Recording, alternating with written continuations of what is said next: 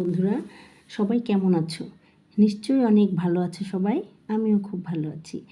আজ আমি তোমাদের আমার বাংলা বই পঞ্চম শ্রেণী থেকে হাতি আর শিয়ালের গল্পটি পড়াবো। সে অনেক অনেক দিন আগের কথা। চারদিকে তখন কি সুন্দর সবুজ বন, ঝোপঝাড় আর দিগন্তে ঝুঁকে পড়া নীল আকাশের ছোঁয়া। এরকম দিনগুলোতে মানুষেরা থাকতো লোকালয়ে আর পশুরা জঙ্গলে। মানুষ তখন একটু একটু করে সভ্য হচ্ছে। কি করে সবার সঙ্গে মিলেমিশে থাকা যায় শিখছে সেই সব কায়দা কানুন।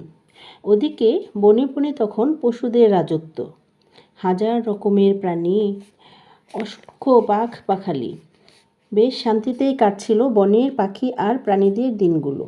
কিন্তু একদিন হলো কি, তাড়া খেয়ে মস্ত একটা হাতি এই বনে ঢুকে পড়ল। হাতিটার সে কি বিশাল শরীর, পাগুলো বট পাকুর গাছের মতো মোটা, সুর এতটাই লম্বা যে আকাশের গায়ে গিয়ে বুঝি ঠেকবে। তার গায়েও অসীম জোর। এই শরীর আর শক্তি নিয়েই তার যত অহংকার। মেজাজটাও দারুণ তিরিক্ষি। তো যেই না হাতিটার ওই বনে ঢোকা, অমনি শুরু হয়ে গেল তোলপাড়। নতুন অতিথি এসেছে, সবাই স্বাগত জানাবার জন্য প্রস্তুত হচ্ছে। কিন্তু ওই দুষ্টু হাতিটার সে কি তুল কালাম কাণ্ড। খুব জোরে গলা ফাটিয়ে দিল প্রচণ্ড একটা হুঙ্কার। থরথর করে কেঁপে উঠল সমস্ত বন। গাছে গাছে পরম নিশ্চিন্তে বসেছিল পাখি। তারা ভয়ে ডানা ঝাপটাতে শুরু করলো।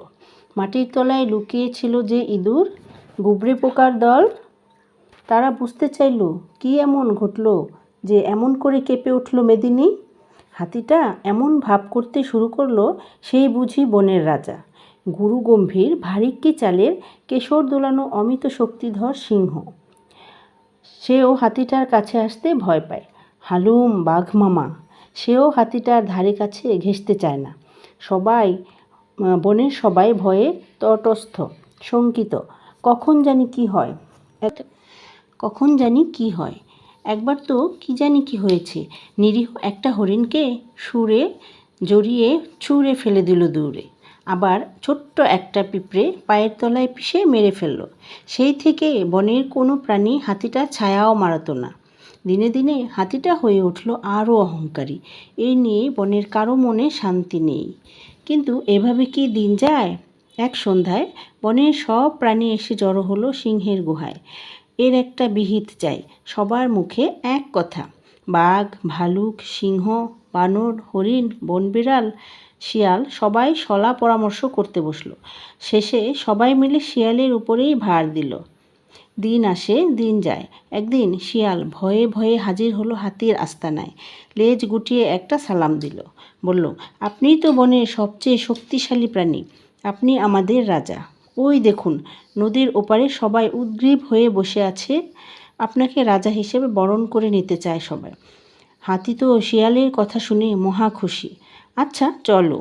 নদীর পাড়ে এসে শিয়াল বলল, এই আমি নদী সাঁতরে পার হচ্ছি, আপনিও আসুন। এই বলে শিয়াল নদীতে দিল ঝাঁপ।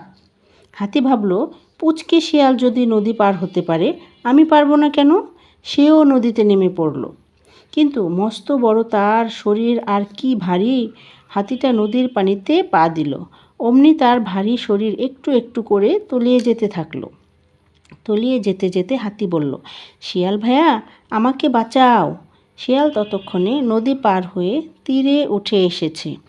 বনের সমস্ত প্রাণী তার পিছনে এসে দাঁড়ালো। শিয়াল হাতিকে বলল, তোমাকে বাঁচাবো আমরা? এতদিন তোমার অত্যাচারে আমরা কেউ শান্তিতে ঘুমাতে পারিনি। তোমাকে শাস্তি দেওয়ার জন্যই তো নদীতে নিয়ে এসেছি। বনের যত প্রাণী ছিল সবাই শিয়ালের কথার প্রতিধ্বনি করে সমস্বরে বলে উঠল, ঠিক বলেছ শিয়াল ভাইয়া, আর দেখব না হাতির ছায়া।